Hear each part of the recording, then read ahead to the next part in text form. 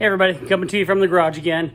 I want to talk to you guys about once a customer reaches out and gives you the opportunity to come out and talk about their project as a potential customer.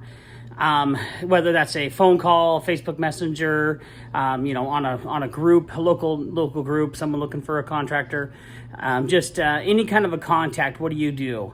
And I'll tell you how I try to direct those opportunities, and I'll just go through a rundown real quick on how my most current opportunity went down. Just one earlier today, and I'll give you a little. So I'm going to give you guys a little bit of a behind the scenes of how I'm pretty sure I landed this one, or at least I've got it locked in for the next phase of negotiations, phase of communication, trying to get this project hammered out to where I'm actually giving a hard number and bidding what the customer wants. That's probably the hardest part about all this, is making sure that my project in my head is the same project that they have in their head. Having some pre-drawn plans is always great. Me as a small builder, small contractor, having a design of the project already done is huge for me. So whether it's a referral from a designer, or somebody went out and got their own designer and now they're looking for a contractor to build what they designed, either way, I love that. So let me point you down, show you what we've got. I'll kind of run through this. You guys have a better idea of what I'm talking about. So here, let me turn this around. I've got all the customers' information and design team's information covered up. But there are some weirdos out there who want to be stupid and try and find my customer. I don't know, you guys just be nice to people online. Okay. All right, so on these plans, I wrote down, are we keeping this step down? So right now, this living room is a sunken living room. It has a step down and a step down. I just want to know if they plan on keeping that as a step down bedroom, and they are. I want to know what kind of flooring. And during our meeting today, they described they want an LVP. The LVP is also going to go through all the new build and everything. Here, let me zoom out just a little bit. Some other questions is they have just a pantry, and it does not say pantry cabinet, it does not say pantry closet, there's no doorway. So I just wrote under there, is that going to be a cabinet? And then, yes, it is going to be a cabinet. What about lighting? They basically said that their lighting choice is going to be, 2 can lights, 2 can lights, 2 can lights, maybe a pendant, maybe a special light right over the kitchen sink. Not a big deal. I asked here what style and quality of cabinets and the countertops. Are they going to want granites or some kind of quartz or plastic laminate? What do they want for countertops? And they've decided to go with a mid-grade cabinet that's painted white. So no big deal. Number of can lights. So we're going to go with 12 can lights. So 2, 2, and 2, 2, 2, and 2, with a big giant ceiling fan in the middle. Other questions I asked in this patio cover.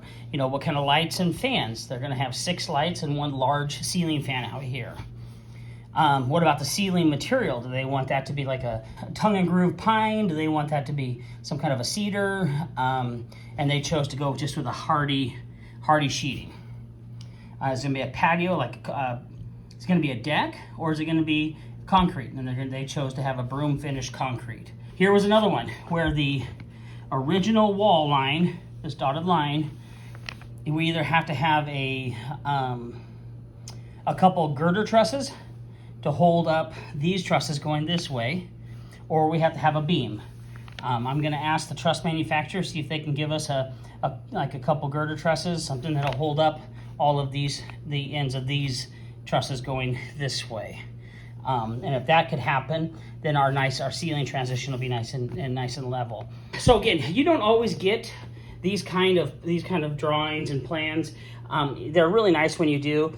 Sometimes when I get into a job, I'll have to draw it all up myself. So we just kind of drew out the whole kitchen, and I counted the kind of boxes, gave the boxes list, and I just sent this paper right here to my Lowe's cabinet specialist guy. You need to have something in drawing or digital, whether you do it yourself or you pay a designer to get the project on paper. You need to have this kind of stuff all drawn out so you and your customers' ideas are together.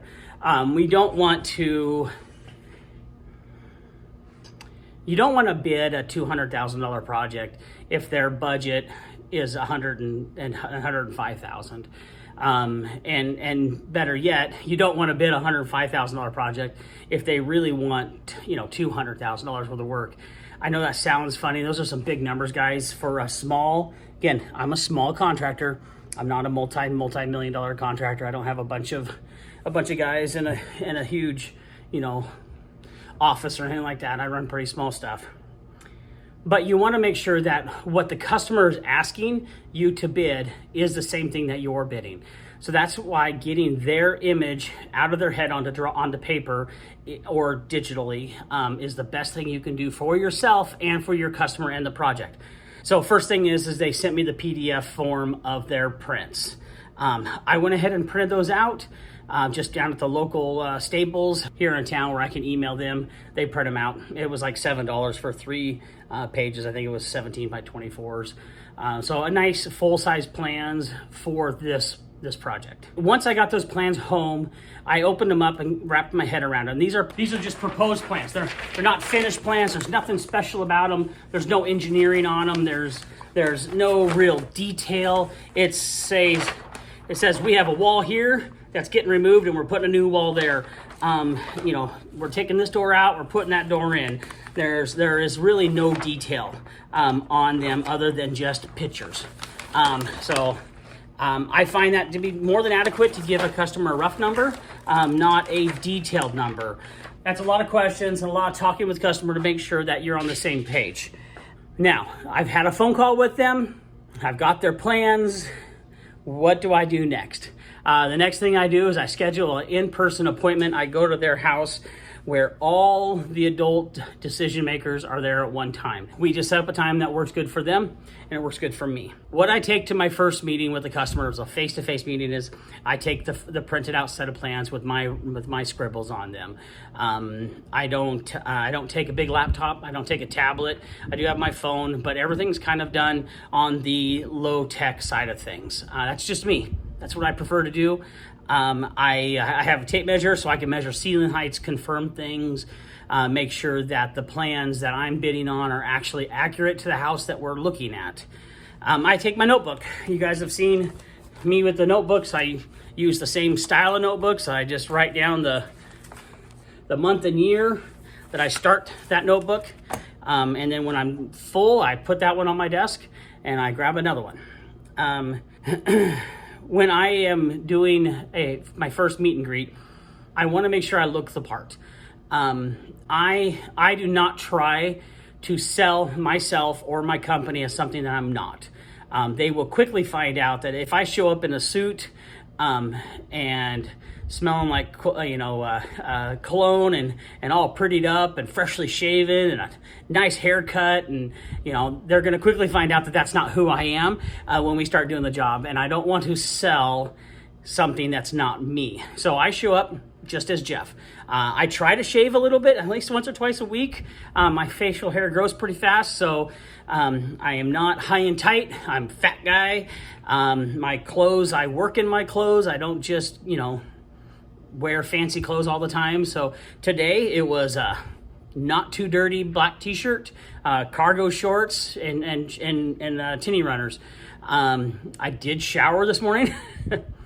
So I didn't stink. I'm not too freshly shaven. So I just looked like me. I did not want to try to put on some kind of a fake representation. Now, guys, keep your stuff in order. Don't look like a slob. I mean, unless you are a slob and that's what you are and that's what you're doing, then hey, great. And if people hire you for that, then great. They know what they were getting.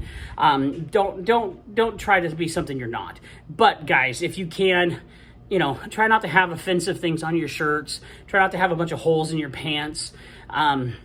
Just try to look at least clean cut. Even if you are a little bit on the dirty side because the meeting was at 3:00 and you just got done working all day long, at least they know they're hiring a working contractor, not just a pretty salesman. All right, there's a bunch of other ones. Make sure you have your notes written on your plans in a different colored pen, and then you can write your answers in a different colored pen. So when I'm at home, I take a red pen and I mark through the plans all of my questions that I need definitions on, or I need a little help to make sure that I can give the customer a little bit of a tighter number. Now, I'm not giving anybody a full hard price on these projects until it's gone through engineering, until it's gone through permits and I get issued. Because here in Oregon, the building officials or the plans examiner, they can red pen your plans even if they've been engineered. If they feel like the engineer didn't do something well enough, they can red pen it and add a bunch of work to it, like a bunch of brackets or a bunch of hold downs or something like that. Even though it's an engineered stamp, the jurisdiction can ask for more. Make sure that you spend some time reviewing the plans. You don't want to go into the customer's house with the plans kind of marked up, but then a bunch of things that you missed, and then the customer asks you a bunch of questions about it, and you're like, I didn't see that. So that kind of sucks. It kind of makes you look like you're more of an authority on their own project, even though you just started looking at it. Say, hey, what about this? Previous experiences says that I have to have a fireproof, a fire rated door right here. Make sure we spec that out. Just little things like that, making sure you're not flexing on the customer, but you do want to go out there and show them that you are competent and you have some experience with it. You need to ask a lot of questions politely, not just hammering them, but as parts of the project coming through, you need to make sure that you're getting the customer's dream out of their head and on paper. So a lot of the questions I asked today were, what quality of cabinets are you guys really looking for? So are you building a rental, a flip? Is this house something that you plan to remodel once the kids are off to college or something like that? So what do you plan on doing with that? Make sure you're taking down notes. And that way it stops some of that miscommunication between yourself from the day you were there to the day you're putting down their next round of estimates. You've got to keep it real. I have found that if I don't keep the customers in check, I can build their enthusiasm up too much, and they think that I can magic wand a $150,000 remodel down to $115,000. What you really want to do is make sure that if you really do think that's going to be a $150,000 remodel, you need to make sure your customer is prepared to spend $175,000, because we all know that crap happens. Mold, dry rot, the city will change something on you.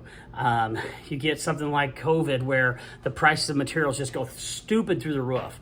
If you planned on using a certain kind of hardy siding and all of a sudden that's no longer available and you have to use the upgraded version of their smart side or something like that, make sure that there is some extra money on these projects. If they are maxed out at 150, then I would recommend trying to build something at 125. So really keep things real. It's cool to throw some really neat excitement and a lot of hope and stuff like that, but it really sucks on that last third of the job where they are broke, and you still have $20,000, $30,000 worth of work to do, because now your 150 project end up being 165 or 170. So a lot of customers, when they give you their max number, that is max. And I'm talking like maxing out credit cards, maxing off home equity loans, borrowing money from grandpa and uncle, that kind of stuff. So just really be real about what you're selling. Set proper expectations. This project, their whole house needs to be resided. I don't have that in my budget. I made sure they knew that from this corner of the house, all the way around the new project to this corner of the house, we will be taking that siding off and replacing it with new modern siding.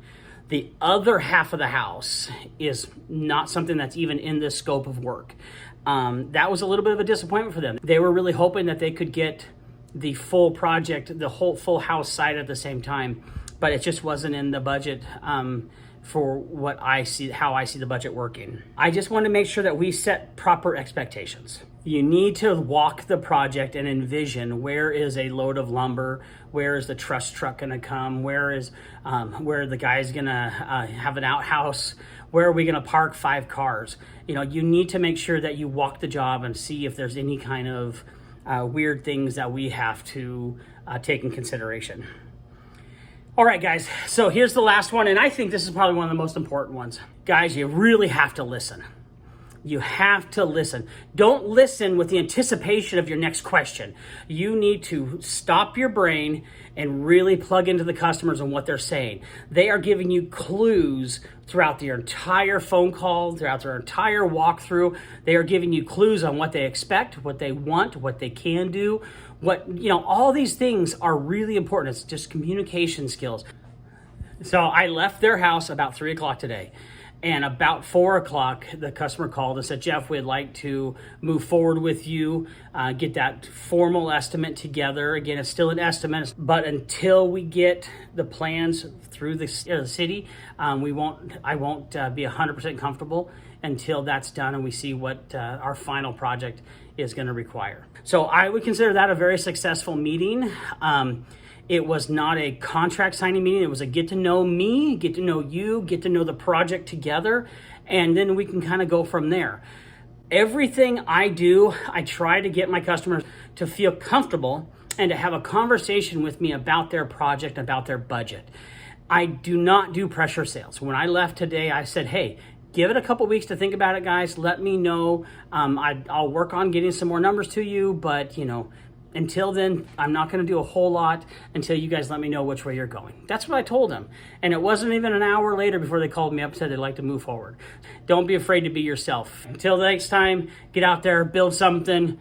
If you make a mess, fix it, learn from it, do your best never to do that again. All right, take it easy. See you guys.